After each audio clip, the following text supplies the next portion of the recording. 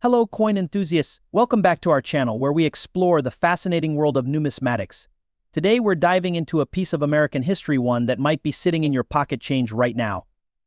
We're talking about the 1972 Jefferson nickel, a classic 5-cent coin that has been a staple of American currency for decades.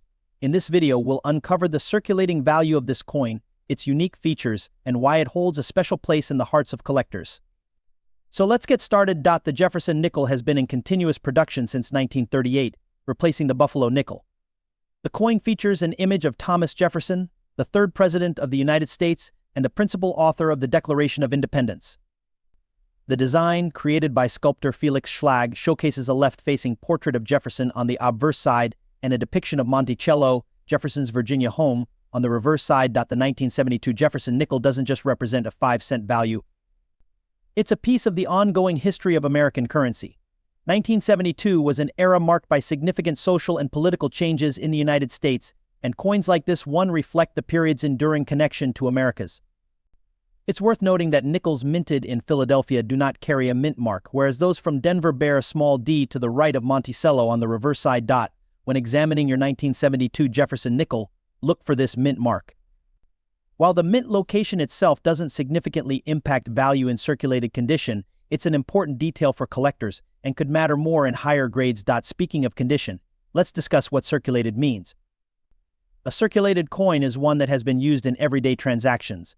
As a result, it will show signs of wear such as dullness, scratches, and loss of fine details. On the other hand, an uncirculated coin remains in its original mint state, without any handling marks. In circulated condition, the 1972 Jefferson nickel will typically show wear on Jefferson's cheekbone, jawline, and hair, as well as on Monticello's dome and columns. The steps leading up to Monticello are a key area for grading. If these steps are fully visible, the coin might be in a higher grade, such as fine or very fine. So, what should you look for if you're examining your 1972 Jefferson nickel? Pay close attention to the following details. Make sure the date is clear and check for the D mint. Collectors often look for specific errors or variations such as misaligned dies, double strikes, or over-polished dies that can create unique versions of the coin. These errors can add significant value to an otherwise common coin, making the 1972 Jefferson nickel a fascinating piece for collectors to study. Today, the 1972 Jefferson nickel is still relatively easy to find in circulation, though its purchasing power has significantly decreased over the decades. For collectors, the coin is valued more for its historical significance than its monetary worth.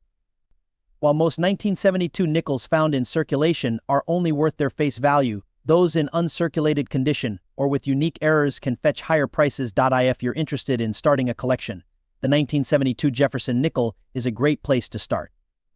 It's affordable, widely available, and carries a rich history that reflects the era in which it was minted. So, the next time you come across a Jefferson nickel from 1972, take a moment to appreciate the journey it has been on from the mint through countless hands, and perhaps even now into your own collection.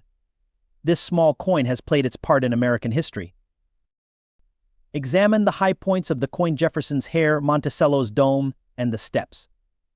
The more detail you can see, the better the grade. Is the coin dirty, scratched, or discolored? These factors will all affect its value. While the value of a circulated 1972 Jefferson nickel is generally modest, it still holds historical significance. Coins like these are a window into the past, reflecting the design and craftsmanship of the era. For many collectors, that's value enough. First, let's set the stage with a bit of history. The Jefferson nickel was introduced in 1938, replacing the Buffalo nickel.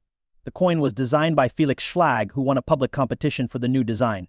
On the obverse, we see a of Thomas Jefferson, the third president of the United States, while the reverse features his famous home, Monticello. The 1972 Jefferson nickel, like its predecessors, was minted during a period of significant historical and economic events. The early 1970s was a time of change and challenges for the United States, including the Vietnam War, the Watergate scandal, and the oil crisis. During these times, coins like the 1972 Jefferson nickel were essential to daily life, facilitating countless transactions across the nation. The 1972 Jefferson nickel was minted in 3 locations: Philadelphia, Denver, and San Francisco. The Philadelphia Mint, which is the oldest and largest, produced the majority of these nickels, while Denver and San Francisco mints also contributed significantly. In total, Over 400 million Jefferson nickels were struck in 1972, making it a common coin at the time. However, what's fascinating is how these coins were distributed and circulated across the country. As the 1972 Jefferson nickel entered circulation, it became a staple in everyday transactions. At the time, a nickel could buy you a newspaper, a handful of candy, or a phone call at a payphone. These coins were used in millions of small transactions every day, from buying a cup of coffee to making change at the grocery store. During the 1970s, the American economy was experiencing significant inflation, meaning the purchasing power of the nickel was gradually decreasing. However, the Jefferson nickel remained a crucial part of the coinage system, as it was often used alongside pennies and dimes in cash transactions. One of the interesting aspects of the 1972 Jefferson nickel is the variety of mint marks and potential errors. Coins from the Philadelphia Mint do not have a. The 1972 Jefferson nickel was produced in 3 different mints: Philadelphia, Denver, and San Francisco. The Philadelphia Mint produced the largest quantity, with over 351 million coins minted. Denver followed with around 280 million coins, while the San Francisco Mint produced about 217 million nickels, primarily for proof sets. Given these high mintage numbers, the 1972 Jefferson nickel is not considered rare, but its value can still vary based on its condition, mint mark, and whether it has any errors or unique features. Now, let's take a closer look at the design of the 1972 Jefferson nickel. As we mentioned earlier, the obverse features a portrait of Thomas Jefferson, which is relatively unchanged since its original design in 1938. The word liberty and the year 1972 are inscribed to the left of Jefferson's portrait, while the national motto "In God We Trust" appears to the right. On the reverse side, we see Monticello, Jefferson's iconic home, with the words "E pluribus unum" above it. The name Monticello is written below, along with United States of America and the coin's denomination 5 cents. So, what's the circulating value of a 1972 Jefferson nickel today?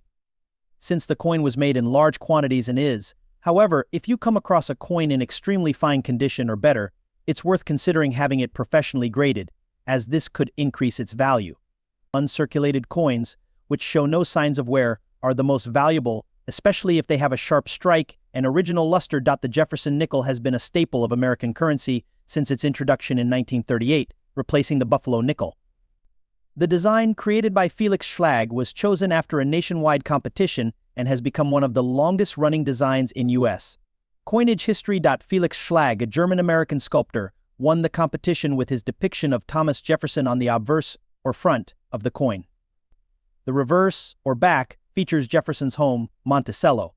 Both the obverse and reverse designs have remained largely unchanged over the decades, making this coin a true American classic. Now, let's zero in on the 1972 Jefferson nickel. Over 432 million of these coins were minted that year between the Philadelphia and Denver mints. As you can imagine, with such a high mintage, the coin isn't particularly rare in circulated condition. However, there are always nuances that could make your coin a bit more valuable. In 1972, However, for collectors, the value can be slightly higher depending on the coin's condition and any unique characteristics. Coins in circulated condition typically fetch around 5 to 10 cents, a slight premium over face value. But if you find a 1972 Jefferson nickel in uncirculated or mint condition, the value can increase to 25 cents or more. Proof coins from the San Francisco Mint, which are struck with a higher level of detail and typically not intended for general circulation, can be worth even more, often ranging from $100 million to $3 billion depending on their condition. Now, let's discuss potential errors and varieties. Error coins are always a hot topic among collectors, and the 1972 Jefferson nickel is no exception.